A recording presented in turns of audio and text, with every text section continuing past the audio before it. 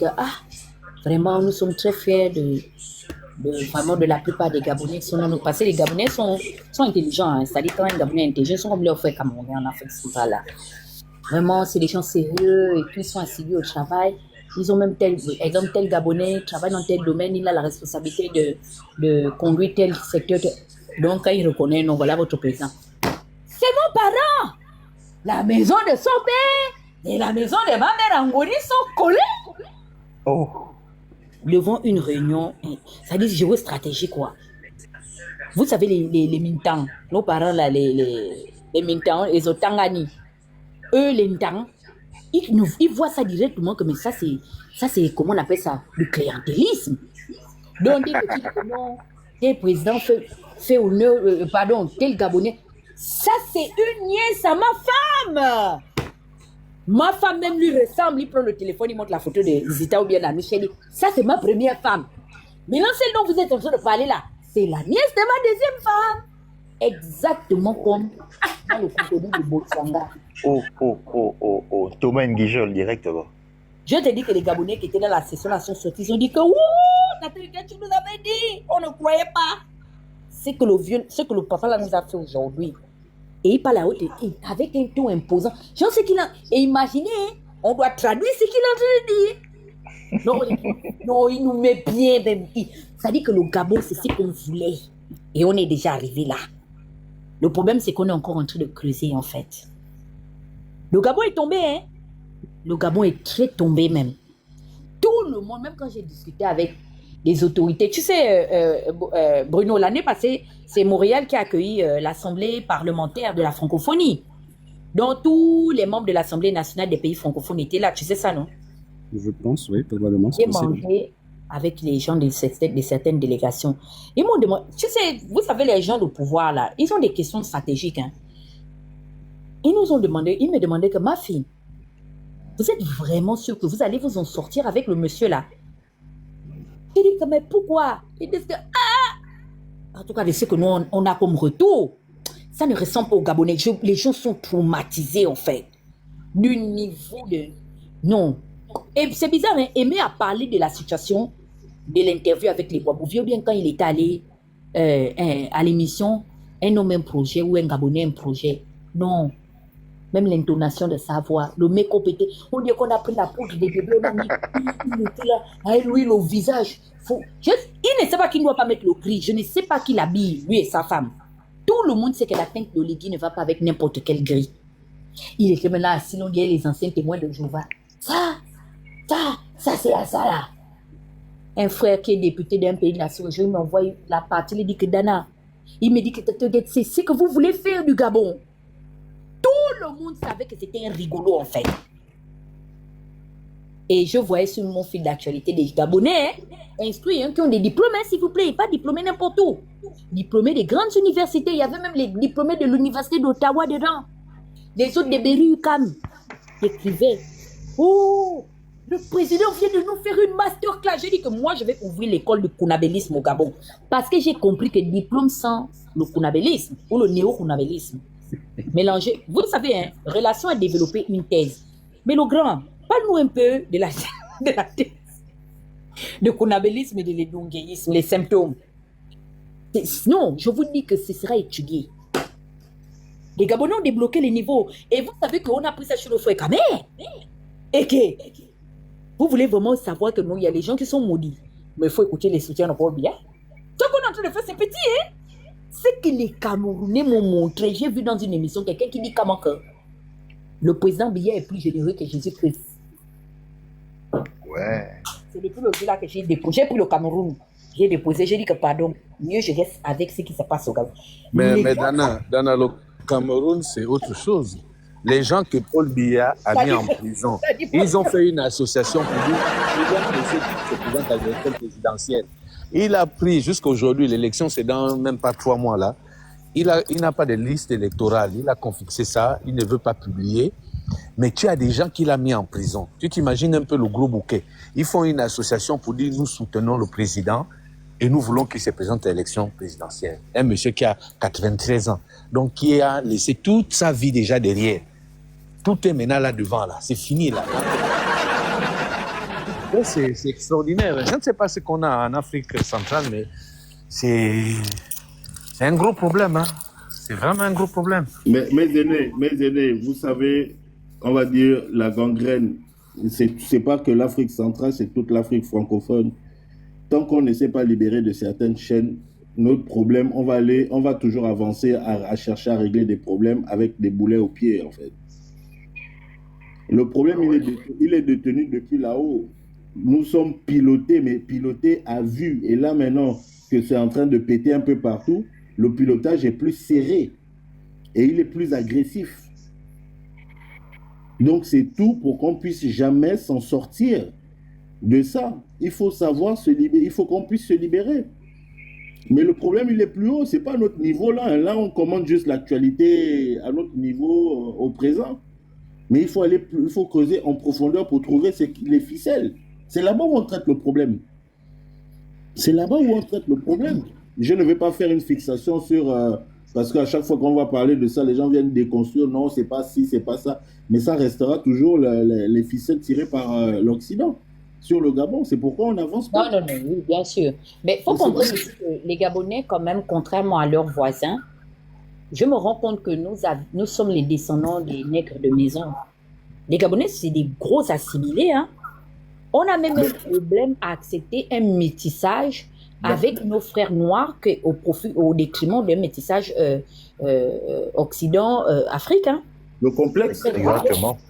Je parlais de complexe tout à l'heure, mais attention, Dana, il y a un monsieur sur TikTok là qui fait un travail extraordinaire sur l'histoire du Gabon caché. C'est qui? Je t'enverrai la page par le nom parce que moi je pas que fiche de guerre, hein, parce que si non, c'est pas lui, c'est un Gabonais. Il essaye de faire des résumés de l'histoire du Gabon avant même la colonisation que nous on ignorait. Est-ce que tu savais que par exemple les Kouélés ont subi un génocide? Mais bien sûr, même les Saké, c'est pour ça que tu vois qu'ils sont les moins. Mais, et tu vois que le mal est tellement profond que nous, on veut seulement en fait jouer les ignorants ou bien on veut être aveugle sur certaines choses. Aujourd'hui, par exemple, les gens sont là, ils font la fixation sur « Oh oui, le pétrole du Gabon, c'est la France qui gère. » La France ne gère plus le pétrole du Gabon comme on l'entend. Parce que 90% de notre exportation pétrolière, ça va directement en Chine. Mais seulement la France détient la gestion des transactions financières. C'est elle c'est-à-dire que le Chinois paye à la France pour que nous on reçoive l'argent. C'est là où il y a l'influence. C'est quel désordre encore ça. Facturage. C'est là où il y a encore l'impact. Donc, on est toujours materné ou paterné, je ne sais pas. On est toujours infantilisé en fait. Non, mais c'est aussi un choix volontaire parce que, tu sais, le mal a été, comme a dit le grand frère Relation, l'un des premiers handicaps du continent africain, c'est d'avoir confié naïvement la formation des élites d'une génération à une autre à des gens d'ailleurs. C'est-à-dire, on les a pris, et je me rappelle, Bruno connaît peut-être l'histoire du chef Geronimo. Le chef Geronimo, c'est un chef donc d'un regroupement amérindien. Et Geronimo, au soir de sa mort, parce qu'il avait été vendu par ses frères, donc il a été assassiné, il disait qu'il s'est rendu compte que le plus bel exploit des Occidentaux, c'est d'avoir réussi le génocide identitaire. Ok? Regardez un peu les critères de réussite au cours des années 30, les années 40, les années 50, jusqu'à la fin des années 60, début 70. Les critères, c'était quoi? Parler correctement, écrire correctement la langue du colonisateur.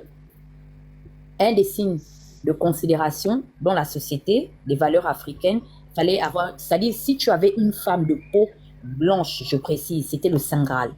C'est-à-dire tu avais réussi le plus grand exploit inimaginable qu'un Africain noir de peau, au nez, comme on dit, au nez, aux larges narines, pouvait accomplir. Donc ces Africains-là étaient déjà lobotomisés. Et c'est un peu justement aujourd'hui le combat qu'a une frange de la société africaine de démystifier l'influence des religions expansionnistes, même dans notre façon de nous comporter individuellement. Et le Gabon, au jour d'aujourd'hui, est entré aussi, peut-être pas au même rythme que les ressortissants, exemple des pays proches du Sahara, là, tels que le Mali, le Burkina et consorts, on a eu et ses alentours. Et il faut bien remarquer la partie où on a le plus exercé une dictature régalienne. C'est la partie du centre des civilisations de l'ouest de l'Afrique subsaharienne. Parce que c'était la partie la plus riche, il fallait automatiquement soumettre les populations. Parce que permettre aux populations d'ouvrir les yeux, comme par exemple Sékou Touré avait fait à la Guinée-Conakry, ou au président du Mali et j'en passe, mais c'était permettre carrément la dislocation de l'empire qui a été formaté sur les richesses de notre continent et de cette partie. Donc vous allez voir que les religions ont joué un rôle très stratégique, en particulier la religion chrétienne, judéo-catholique chrétienne. Ce sont ces gens-là qui faisaient le renseignement, ce sont ces gens-là qui nous asservissaient par l'entremise même de la parole de Dieu, comme ils insinuent. Et au jour d'aujourd'hui, les Gabonais essaient de s'en sortir. Regardez un peu le travail que nous accomplissons, tel que mon frère Relation et tout, et pourtant c'est un chrétien. Mais vous voyez qu'il y a quand même une certaine, valeur de respecter aujourd'hui nos us et coutumes qui autrefois étaient considérés comme, je ne sais pas, impurs. C'est-à-dire qu'avant, tu dis à quelqu'un que tu es bouddhiste, mais c'est la débandade dans la famille. Le chien, c'est le bouddhiste, il a fait le bouddhiste toute la nuit, il a cité le nom de tout le monde dans la magie noire, dans le diable et tout. Et au jour d'aujourd'hui, les Gabonais, ça c'est pour chuter André, ont aussi ce combat-là. Sortir des thèses selon lesquelles la société a fixé des principes. Pour eux aujourd'hui, les astuces de la réussite se basent sur certains critères. Il faut parler couramment, il faut écrire couramment, il faut sortir des citations et tout. Et vous allez voir des différents panels. De plus en plus, certains panels se ressemblent parce qu'on veut forcément reproduire ce que nous avons appris. Et donc, les Gabonais, même à côté de leurs frères camerounais, le Gabonais est plus dangereux devant un Occidentaux qu'un Camerounais ou un Équateur. Est-ce que vous savez ça? En termes de traîtrise et de renseignement. Exactement. Le Gabonais Mais nous c'est pire, c'est qu'on fait ça même gratuitement. Merci. Je me mute. Mais Dana, rappelle-toi à l'époque... Mais Dana, tu voyais même pour rebondir sur Geronimo et puis... Oui, allez-y les frères. Pour rebondir sur Geronimo et puis l'histoire des Amérindiens, l'histoire du Québec et comme tu dis, le détachement que les Gabonais sont en train de prendre ou essayent de prendre, de se soumettre à autre chose. Au Québec, justement, ce qui s'est passé dans les années, je pense, entre 50 60, en tout cas avant la Révolution tranquille, ce qu'il y a eu en fait, c'est que l'Église ici, elle avait une grosse emprise sur tout ce qui était gestion. En fait, elle gérait tout. Donc l'Église gérait le nombre de femmes qu'un homme devait avoir, le nombre le mariage. Les Québécois étaient très pieux. Il y avait beaucoup d'églises ici.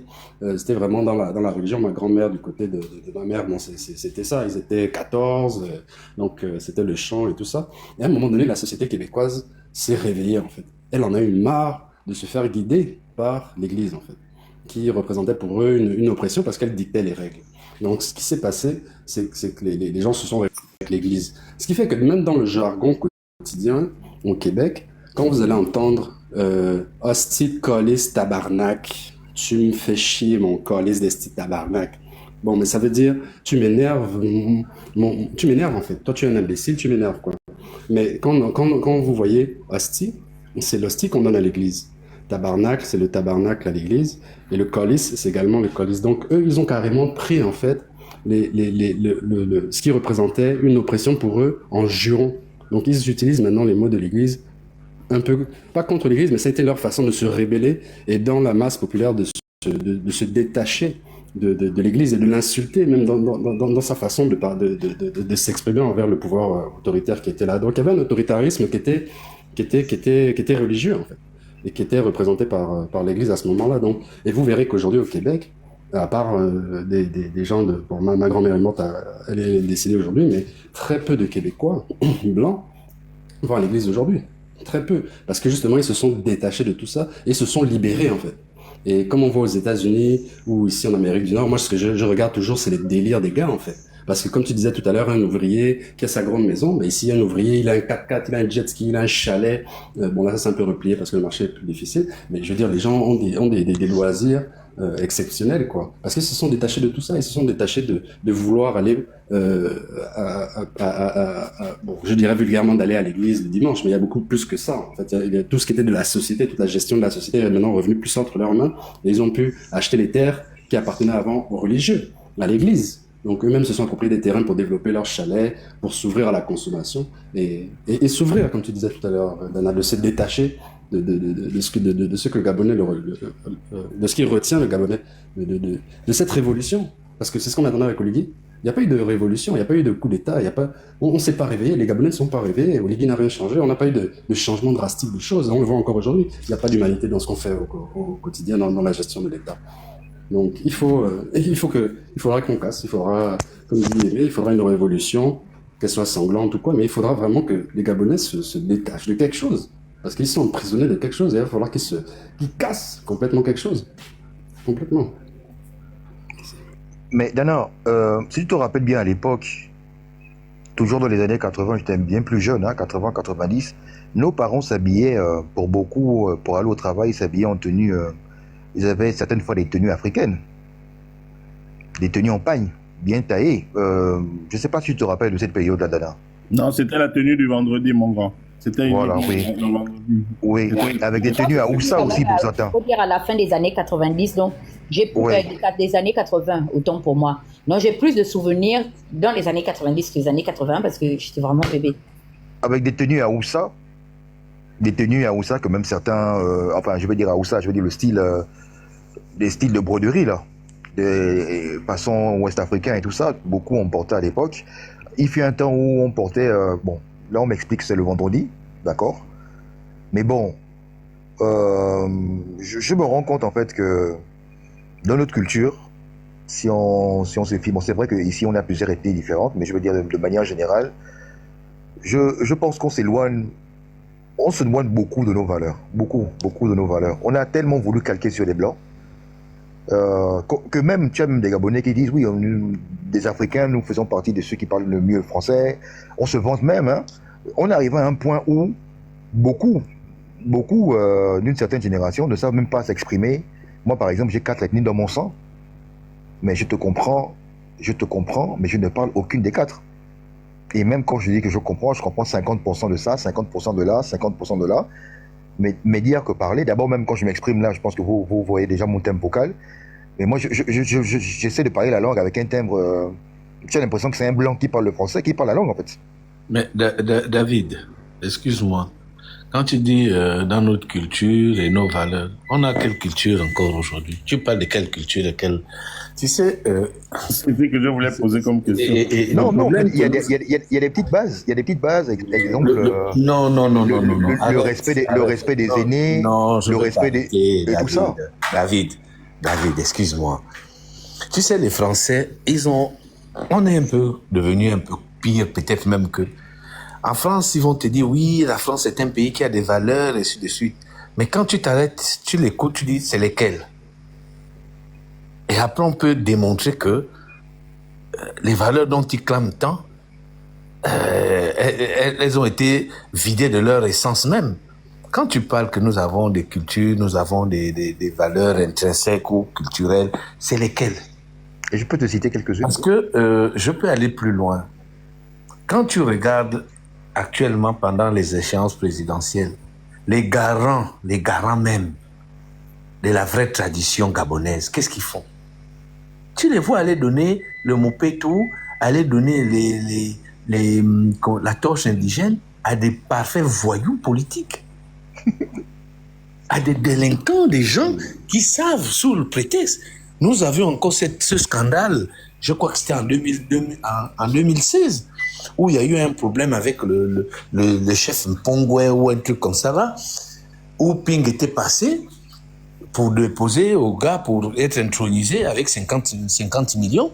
Ali est passé derrière avec 100 millions. Ils ont persécuté Ping pour donner le truc et là même ils l'ont trompé parce qu'on avait donné une torche indigène éteinte. Ils sont tous une bande d'escrocs et de voyous. On parle de quelle culture? Quelle valeur? C'est eux qui incarnent encore un peu la culture et la valeur. Mais si eux, ils sont prêts à brader ça au détriment du pognon, tu crois qu'on va où avec? Peut-être qu'André voulait ajouter quelque chose avant que tu ne rebondisses.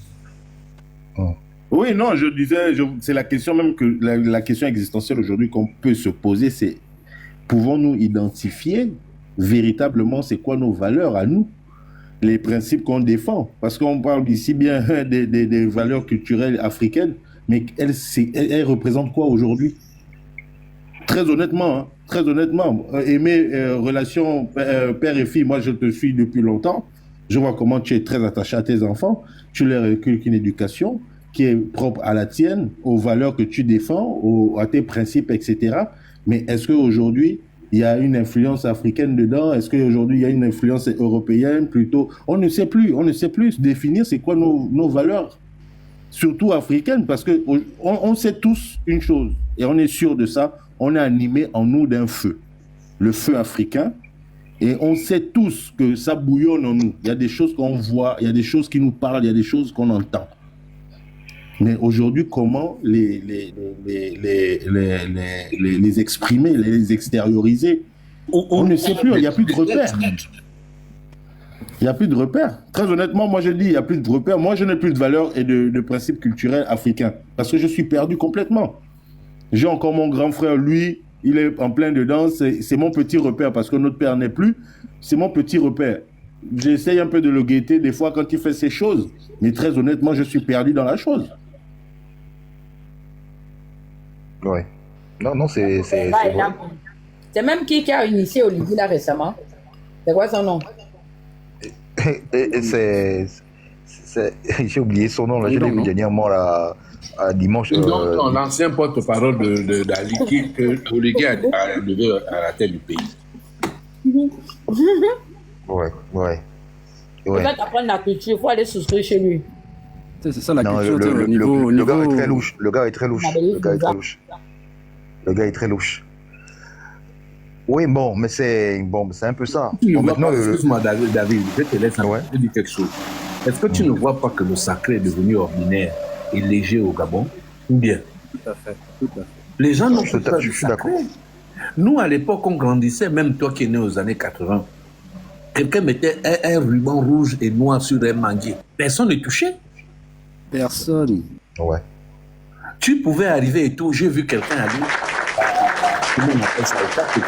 Il a vu le mouton avec de l'argent. Il a pris le mouton, il est allé vendre et il a récupéré le pognon. Nous, on avait peur de ces choses-là. Exactement. Exactement.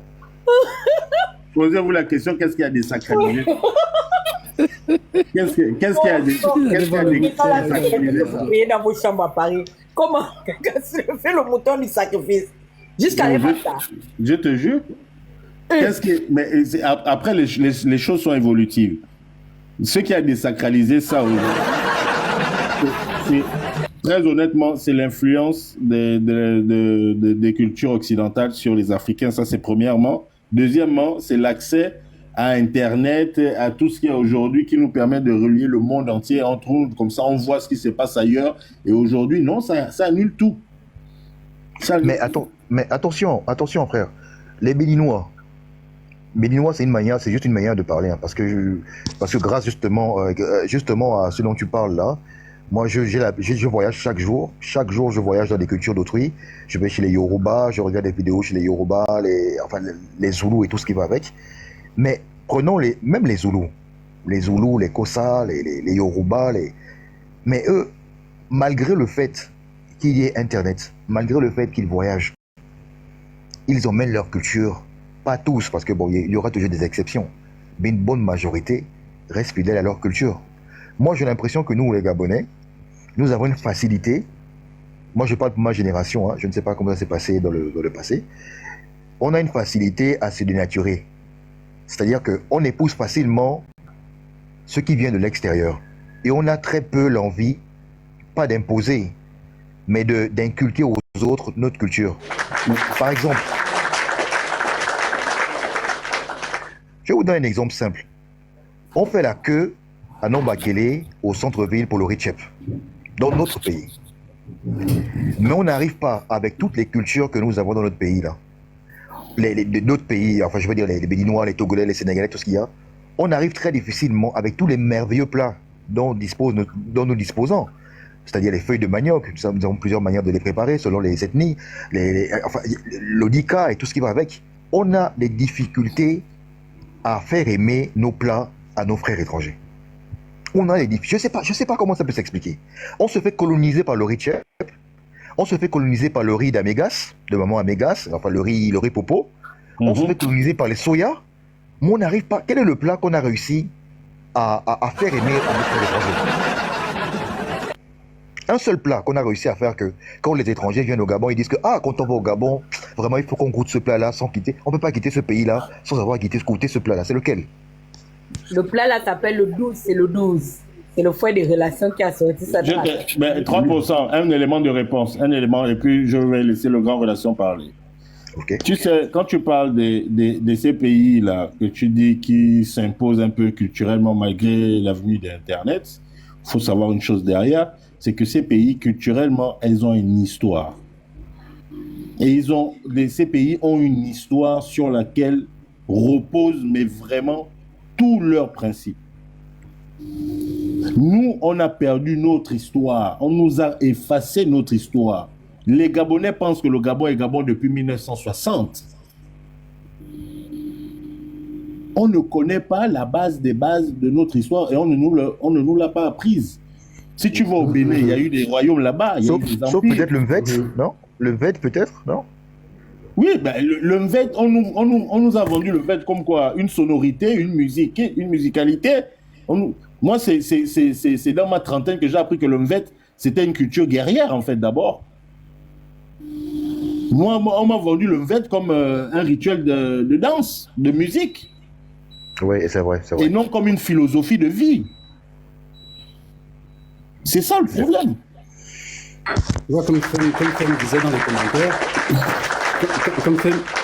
ouais, très bien, exactement. Et comme Fem disait dans les commentaires, c'est exact. Pourquoi on allait s'expier, c'est pourquoi on se compare aux Occidentaux alors qu'ils n'ont pas forcément, ils sont pas forcément l'exemple. Mais malheureusement, je pense que pourquoi on ne connaît pas avant 1960, je pense que c'est probablement l'art oratoire qui s'est perdu, en fait. Parce que tout se transmettait par l'oral dans nos tribus de l'époque. Il y avait pas d'écrit. On va s'entendre, il n'y avait pas d'écrit. On pouvait pas écrire sur une feuille de bananier, puis ça va rester tranquillement dans le coffre-fort de nos ancêtres pygmées. Il n'y en avait pas. Donc malheureusement, et encore, on le voit aujourd'hui, il y a les archives de bananier qui ont disparu. Bon, donc c'est dingue. Donc c'est un peu ça qui a fait peut-être en sorte qu'on ne puisse pas savoir quelle est la vraie histoire d'avant peut-être du Gabon. Peut-être que je la connais pas. Peut-être que c'est vraiment mon ignorance. C'est surtout quand je dire ça. Mais je pense que c'est ça qu'on allait peut-être chercher à l'étranger. Mais Bruno, la vraie décadence qu'on a eue, c'est les 40 ou les 50 dernières années. Moi, je suis de la génération 70. J'ai vu quand il y avait une maman du quartier qui accouchait, toutes les mamans du quartier, l'autre va préparer, l'autre va laver le linge, l'autre va repasser, l'autre va amener de l'eau, on lave les enfants, et ainsi de suite. Assistance collective, ouais, exact. Vraiment. Communauté, ça faisait quoi? Il y avait un brassage. Tu avais les fans, les miennes et les pounous, les quotas, machin. Ça veut dire que ma maman savait que quand il y a une maman quota, dans leur tradition, c'est comme ça qu'on fait l'eau chaude, c'est comme ça qu'on entretient la maison, ainsi de suite. Mais c'est pas l'occidentalisation qui nous a causé un problème. Et c'est là où nos frères chrétiens vont encore peut-être venir m'attaquer, mais maintenant, aujourd'hui, même quand on t'amène la nourriture, tu viens d'accoucher, dès que la personne tourne le dos, les gens vont pratiquer la prière dessus. Le sang de Jésus, si quelqu'un a mis quelque chose, on est dans une suspicion, parce que les démons sont partout, parce que tout le monde devient sorcier.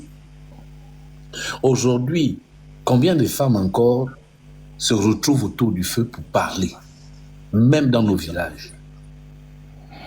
Parce que la soi-disant religion a pénétré. Parce que à chaque fois que quelqu'un a un problème, c'est forcément le voisin qui te bouffe. Si tu as échoué parce que tu allais casser les badames, nous on cassait les badames à l'époque. Aujourd'hui c'est même plus le king of. Mais aujourd'hui, le problème c'est qu'on est capable de donner la responsabilité de ces échecs aux voisins. Aujourd'hui, même quand il y a les décès, quand une maman du quartier perd son mari, les autres femmes ont du mal à aller dormir avec elle et l'encadrer. Parce qu'il y a des suspicions de sorcellerie et tout le reste. Sorcellerie, ouais. Est-ce que la sorcellerie a commencé? Il faut aussi comprendre que nos clergés, qui ne sont pas des gens qui reviennent d'ailleurs, les 3/4 des pasteurs au Gabon, c'est des Gabonais. Mais pour mieux asservir et se servir du peuple, qu'est-ce qu'ils font? Ils créent des concepts et des doctrines pour enchaîner le peuple du fait que le vivre ensemble devient une affaire de suspicion quotidienne. Moi, je parle en connaissance de cause.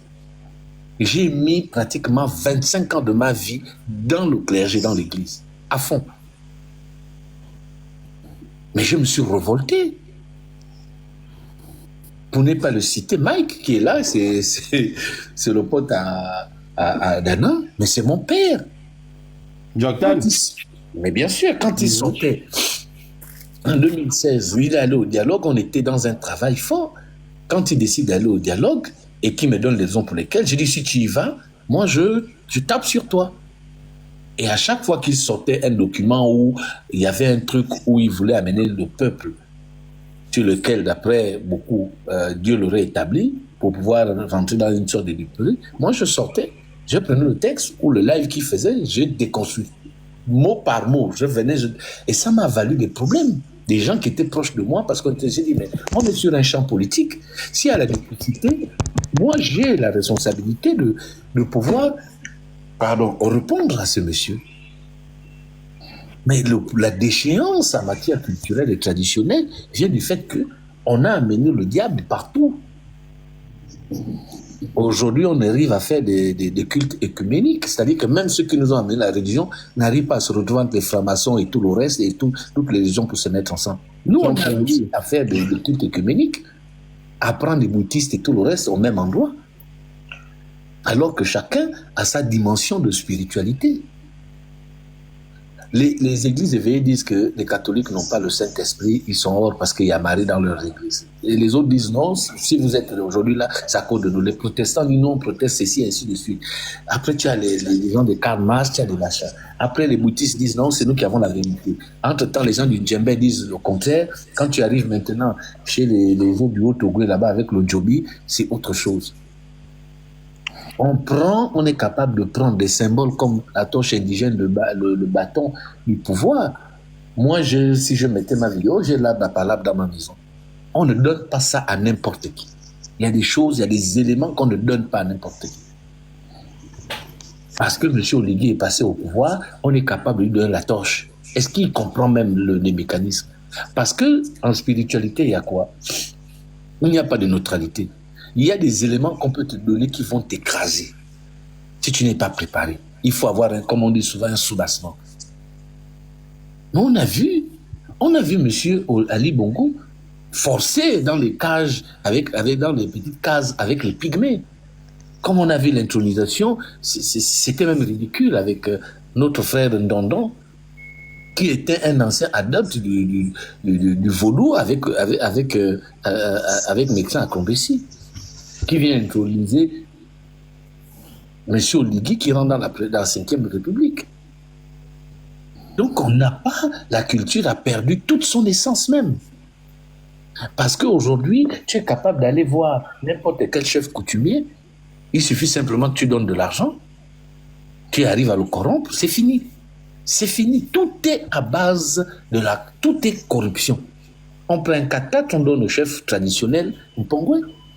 Monsieur la communauté Mpongwe, je m'excuse encore pour eux. Ils sont sortis dire non, quiconque va encore faire des invocations au bord des mers et tout, il va être frappé. Parce qu'ils sont garants. Mais ils peuvent laisser tranquillement M. Oligui aller dégager les gens, aller les mettre dans une situation. Vous pensez que dans le lot des gens que Oligui a chassé, a cassé les maisons, là, il n'y avait pas des gens qui sont dans leur secte traditionnelle de Mpongwe qui gardent, paraît-il, l'estuaire? Vous pensez que les génies ont laissé Oligui d'aller casser? Ben, le nom plein oreille, ça vient d'où, mon gars? C'est ça, tout ça. Toute cette escroquerie spirito-chrétienne, sociale, dans lesquelles nous devons nous insurger. Aurait-il en bien veut dire vérité, hein, normalement, ou bien c'est notre... Comment vous êtes garant de toute une province et que les génies vous donnent un héritage, vous laissez ce monsieur venir casser les gens, les précariser. J'ai parlé de ça. Je dis, mais même si tous les ressortissants... Moi, je n'y crois pas à leur connerie. Pourquoi les chefs au bord de mer, il y a un arbre là, quand on veut casser, les génies ont dit quoi? Quel génie? Vous parlez de quel génie? Dans votre village comme ça, vous êtes une bande de corrompus. Vous ne venez pas demander de quoi souffrent les gens qui sont venus vous envahir. Des traditionnels et spirituels. Vous venez influencer les gens. Mais allez-y au niveau de comment on appelle ça, vers là. Mais les christianistes célestes, tous les jours, ils font leur baptême à minuit, là-bas, à 4 h du matin. Malgré les injonctions de ces gens-là, parce qu'ils savent qu'ils sont dans le faux. Mais tu rejoins même une question que je voulais poser. C'est bien beau de parler de la mer et tout ce qui va avec. Mais est-ce que, c'était la question que je voulais poser tout à l'heure, mais bon, je vais profiter maintenant. Est-ce qu'on arrive encore à taper le diable réellement au Gabon? Parce que je me suis posé la question. Tous les crimes rituels qui se sont passés, puisqu'on est sur Libreville, restons sur Libreville. Tous les crimes rituels, donc c'est-à-dire tout le sang innocent qui a coulé sur la terre de Libreville, qui appartient au Pongwe, entre parenthèses. Pourquoi? Parce que on parle des bases de nos cultures, on parle de tout ça et tout. Pourquoi on n'arrive pas, ou on n'arrive plus, de ce qu'on a entendu, parce que moi je n'ai pas vu ça de mes yeux, on n'arrive plus à taper le diable de façon à ce que la personne qui a commis tel acte soit touchée, soit châtiée, et que ça devienne un exemple au point où les autres ne peuvent même pas tenter de le faire. David, moi je veux te dire comment on tape le diable. Je n'ai jamais été initié, je veux te dire. En spiritualité, il y a ce qu'on appelle les droits légaux. Ça veut dire que si toi tu prends quelque chose qui m'appartient et que tu insistes, tu ne veux pas me le restituer. Tant que tu as ma chose là, il suffit que je rentre, même dans nos WC modernes ici, là, je m'assois là-bas, je m'assois tout nu. Et je cite ton nom que tu as vu, il a pris ma chose. Voici ce qui doit l'arriver. Comme tu as ma chose, c'est à moi. Ce que je veux dire sur toi va t'atteindre. Il n'y a rien de machin. Toute spiritualité, qu'importe, que tu sois musulman, que tu sois bouddhiste, il y a une loi qui tranche. Tu ne prends pas la chose d'autrui. À partir du moment où tu as quelque chose qui n'est pas à toi, même Dieu ne te protège pas. Voilà pourquoi tu vas regarder la plupart de nos fameux pasteurs au Gabon qui ont des cash flows tous les jours. Autant d'argent. Qu'est-ce qu'ils accomplissent avec? Les 3/4, ils sont locataires. Quand ils ont un véhicule, même neuf, ça ne dure pas plus de 3-4 ans. Observe, hein, moi, c'est mon milieu. Mais pourquoi? Parce qu'ils veulent posséder des choses qui ne sont pas à eux. Et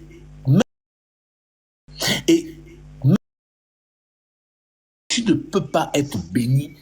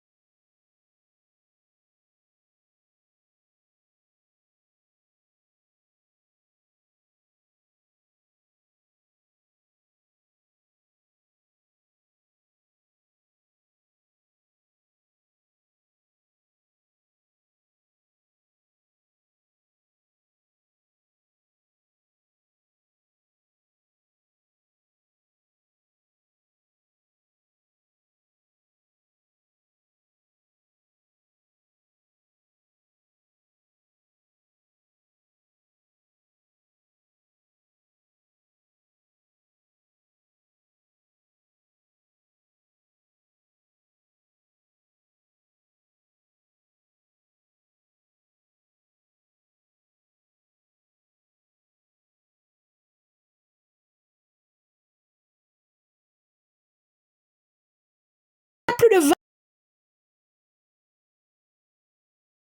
Moi, je pense que le problème de la démocratie, c'est tout simplement parce que les hommes qui nous gouvernent n'ont plus de valeur. N'ont plus de valeur et ils ne pensent qu'à eux. Ils ne pensent qu'à leur poche, qu'à leur famille et ils ne pensent plus à... Et on n'a plus cette notion de patrie. On n'a plus cette notion de comment dire, de nation. C'est soi-même. C'est-à-dire que, et je ramène toujours même sur le plan familial, à la cellule même familiale, qui est la première institution. Mais quand c'est ton enfant, tu veux que ton enfant grimpe. Et c'est l'enfant de qui qu'on vend dans les loges et tout, qu'on sacrifie dans les loges. Ce sont les enfants de qui le plus souvent. Mais c'est l'enfant de la sœur, c'est l'enfant du frère. C'est toujours ça. On est maintenant dans une... on évolue dans une société de plus en plus individualiste. On ne pense plus au sens de la communauté. Et c'est le reproche que je fais à ma communauté Mpongwe. On ne peut pas seulement se lever comme un seul homme pour, lorsqu'il s'agit d'affronter ce monsieur Ndong ou je ne sais pas quoi là. Mais voilà des familles gabonaises. Voilà des familles gabonaises. Ce sont des enfants du pays. Gonche Iyazo. Chez nous. Sur notre terre.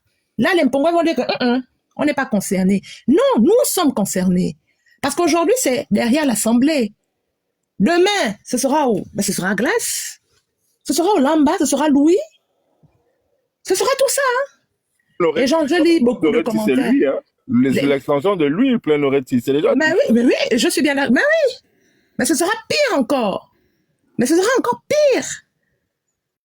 Parce que là, c'est un début. Parce que j'entends là sur plusieurs panels, après ils iront à Cocotier, ils traverseront et tout. Et c'est quoi la suite? On nous a vendu un Libreville 2. On nous a vendu un Libreville 2. Point d'interrogation. Point d'interrogation. Pourquoi on va toujours se concentrer là?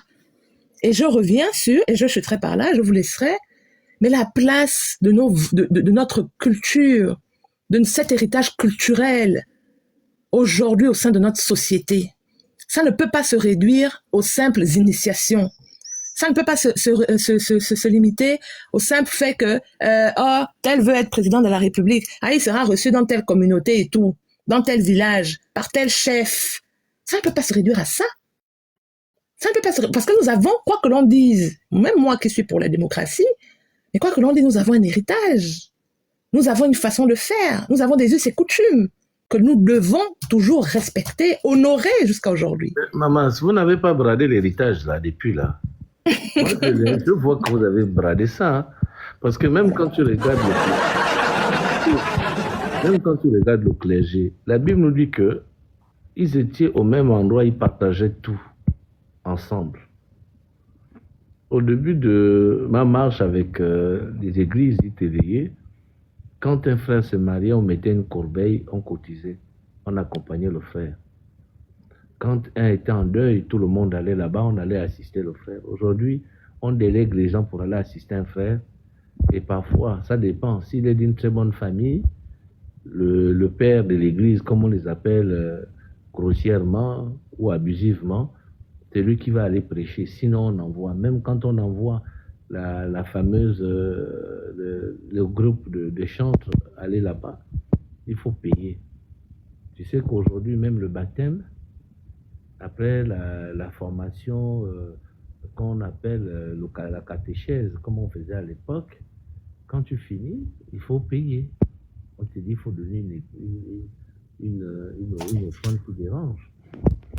La communauté de famille, aujourd'hui, ce n'est plus quelque chose que machin. Même vous-même dans vos temples, et je discute beaucoup, chacun vient pour sa propre famille. Hein. Chacun fait son sacrifice. Comme l'église, on nous dit non, il faut faire une offrande de famille, une offrande de percée familiale. Donc, chaque enfant, tu mets un peu, si c'est 10 000, 10 000, 10 000, ce seront ta postérité ou ta prospérité. Et l'homme de Dieu va prier pour vous. Même quand ils font maintenant les histoires de la traversée le 30 ou le 31 août, le 31 janvier ou le décembre, là. C'est les familles. Oui, si tu veux que ta famille soit élevée et bénie, il faut miser. Et c'est celui qui mise le plus, d'après eux, qui reçoit la grâce et la faveur divine. Ça veut dire qu'on est arrivé au stade où on arrive à monnayer la grâce de Dieu, quoi. Et ça me rappelle une histoire qui est vraie. Je crois que c'est aux États-Unis où quelqu'un a eu la révélation que Dieu l'avait donné quelques titres fonciers du paradis. Et il vend ça. Et il y a des gens qui achètent. Et Martin Luther a écrit les 95 thèses sur les indulgences. Le problème, c'est que nous avons des chrétiens bêtes qui ne font pas des recherches et qui ne lisent pas, qui se contentent d'aller écouter des serments, qui ne les forgent pas, non seulement leur propre caractère, mais aussi leur propre spiritualité. Ils ne grandissent pas devant Dieu et devant les hommes. Ils grandissent devant leurs hommes de Dieu et entre eux. C'est des chrétiens qui se contentent d'eux-mêmes. Je vais être un peu dur ce matin avec ces gens-là. Dans les 95 thèses sur les indulgences, pour ceux qui ont lu et qui pourront aller lire, je ne vais pas tous les citer, il y avait ce qu'ils appelaient des extrêmes onctions. Ça veut dire que les grandes familles, quand quelqu'un mourait et qui n'a pas marché avec Dieu, ou il n'a pas reçu le Seigneur, ou il n'a pas été baptisé, la famille pouvait prendre un bien ou de l'argent, ou un bien pour dire, bon, on va faire l'extrême onction, vous donnez une grosse offrande, c'était une arnaque, pour que l'archevêque ou l'évêque de l'époque priait pour t'enlever des ténèbres et te transférer au paradis.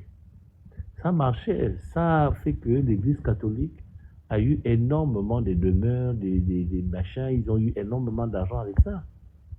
Mais aujourd'hui, c'est ce qui se passe dans l'Église. Comment comprendre que si Dieu doit te bénir, il y en a qui vont donner 5 000 euros, 10 000 euros. Nous voyons dans les trucs où les pasteurs ont des enveloppes. Une offrande de percer. Tu perces pour aller où? Les autres percent dans les affaires. Les autres créent en Chine. Ils créent de la richesse. Mais toi, tu es dans les percées. Percées de quoi? Percées spirituelles? Mais ça ne veut absolument rien dire. Et ce petit truc-là rend les chrétiens extrêmement paresseux. Parce qu'ils ne font plus rien d'eux-mêmes. Ils pensent que Dieu qui est au ciel a suffisamment du temps pour s'occuper de les bénir eux, parce qu'ils auront donné 5 000, 10 000 euros, contrairement à des gens qui sont dans la sincérité, qui sont dans la vérité, et eux qui exercent l'amour, la paix, et qui utilisent les vertus de Dieu pour faire. Parce que, comme tu disais tout à l'heure, aujourd'hui, tout est modéable, tout a un prix. C'est-à-dire qu'ils ont réussi à pervertir. C'est-à-dire que même à l'époque de Jésus, où les gens avaient commencé à vendre les bénédictions et les grâces, Jésus lui-même est rentré avec une chicotte, il les a traités de bandes de vipères, et que la maison n'est plus une maison de prière, mais c'est maintenant une maison de brigands où on vend les bénédictions, on vend les prières, où on vend les délivrances, où on vend les baptêmes, où on vend tout. C'est le temps de l'apostasie qui est en train de s'installer. C'est l'apostasie qui s'installe. Comment comprendre des hommes spirituellement et des hommes et des femmes qui sont assis et qui prient puissent aller payer des bénédictions? Et que celui qui viendrait d'un autre pays, du Cameroun, des États-Unis, d'Afrique du Sud, celui-là a suffisamment d'onction, une onction telle que lui, quand il te pose la main, forcément quelque chose se passe. Moi, je ne comprends